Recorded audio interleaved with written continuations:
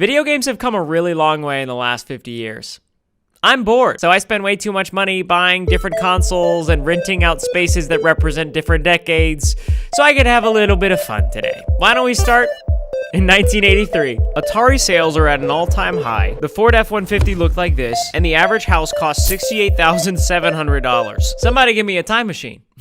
Still a lot of money. This does kind of feel like I'm entering this room from the future, though. Obviously, I wasn't born yet at this time, but this is a huge milestone in humanity. It's really funny because the commercials seem to be appealing to adults, probably because kids didn't have a culture of playing video games yet. They just had a culture of playing outside. Also, kids don't have money. Let's play. I started setting up the console, and a few things that I realized is, one, it's not that different from the ones we have today. A few plugs go into a wall, it comes with a controller, and you connect it to your TV. But the Atari is cool because the game just starts as soon as you turn it on. The controllers are very simple.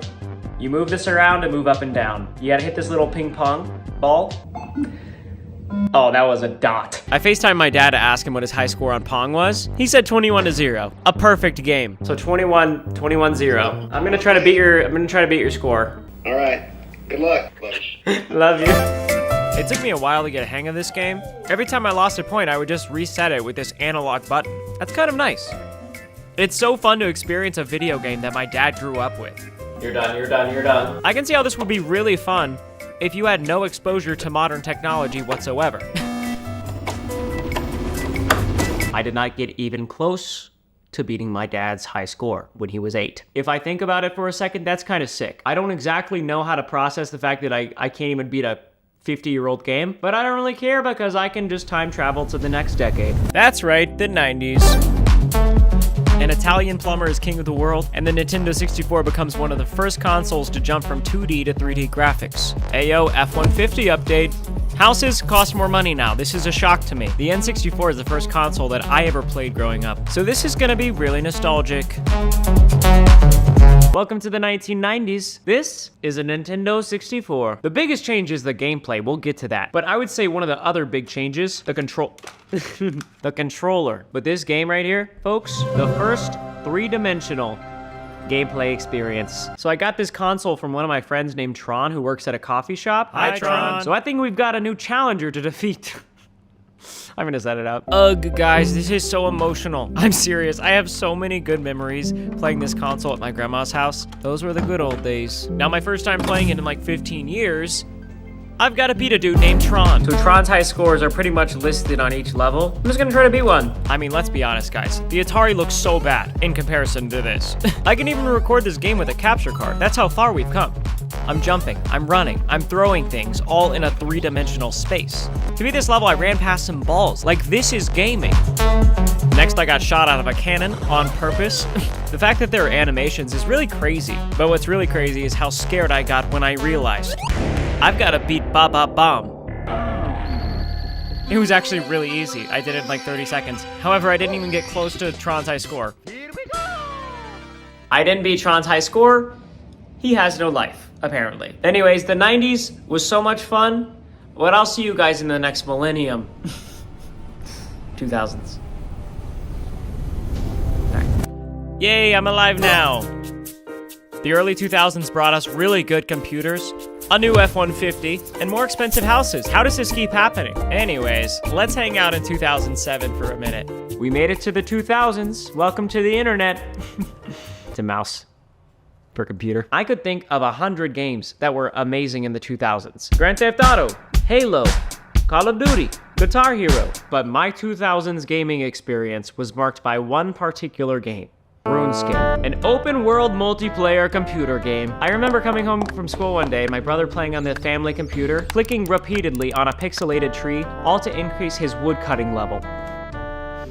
And I begged him to let me play. So my first day playing a computer game ever looked like this. I chopped 6 logs, collect 4 pieces of cowhide, get called a noob by a random player, and dance by some goblins. Keep in mind, this game predates Minecraft, so that just goes to show you that the human desire to chop down trees, exploit cows, and dance with medieval creatures, you can't escape it. That entire process, my first day on RuneScape when I was 9, took me 3.5 hours. I'm gonna try to do it in 3.5 minutes. All right, my time begins Now, I spawned in, I made a new account. My username is Brad Ward. I'm gonna run over to these trees. This game is so fun. It's just such a different gaming experience than Atari, Super Mario, and frankly, I was hooked. One more. Boom. Okay, we have 6 logs. I'm gonna run to the cows. Whenever I first played this game, I didn't know how to move. That's why it took me so long to do everything. Here are the cows. PETA, if you're watching this, please look away.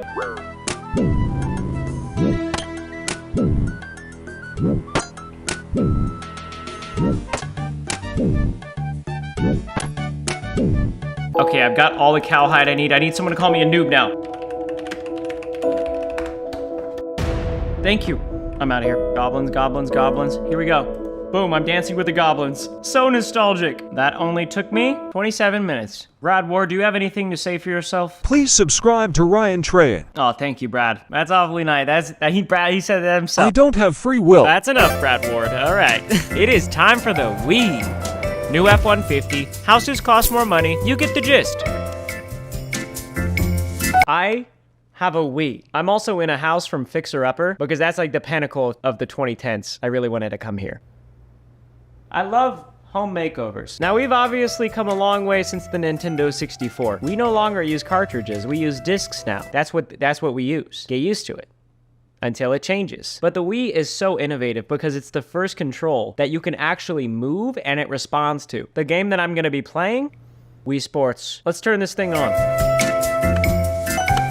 Now, it's extremely important that if you play Wii Sports, you have the wristband, all right?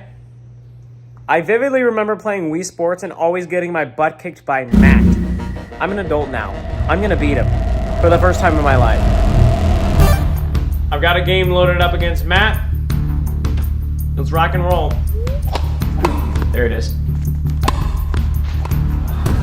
Just lost the first game. To make my attempt at beating my childhood bully Matt even harder, I'm going to attempt to beat him while telling you about Shopify. Shopify is the best place to start, grow, and manage a business. No shot, Matt. He's diving everywhere. There it is. Shopify lets you sell online, in person, and on all the big social medias. I started a little clothing store called Howdy a year ago with Shopify, and it's been great. We just won a game. Best 2 out of 3. It's 1-1. Okay, Chris is serving. Goodness, Chris. He's such a nerd. There it is. Too easy. They have tons of free themes to customize your website. You can use plugins to make your website even cooler. I like using countdown timers now before I sell stuff. And if you're a nerd like Chris, no offense, Chris, Shopify gives you access to tons of analytics to help you find more customers. Guys, honestly, Shopify has been my #1 supporter on this channel through thick and thin. It would mean the world if you went to shopify.com/Ryan Trahan and sign up for a 100% free trial. If you've ever dreamed of having your own shop or already do, you should use Shopify to do it. I believe in you. Too easy. Matt, you can't bully me anymore. I defeated you. Let's go to the future. All right, here we go. Technology is more advanced than we could have dreamed of.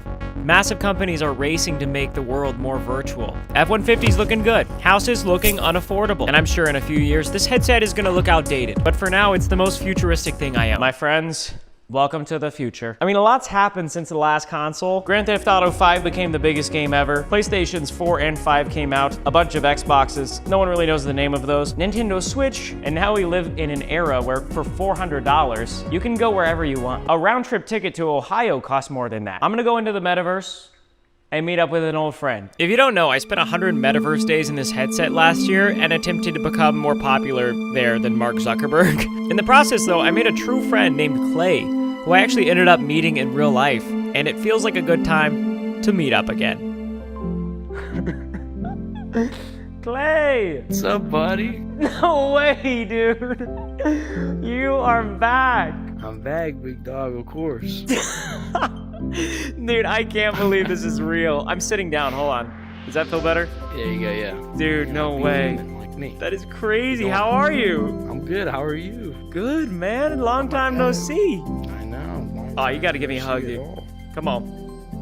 Come on, bring it in, brother. Oh, Come on, yeah. come You still on. got broad shoulders. Just like old times, Clay and I just hung out. We tried cooking, we went to a 7-Eleven, got some fun drinks, we boxed each other, and eventually we found a world with a ping pong table.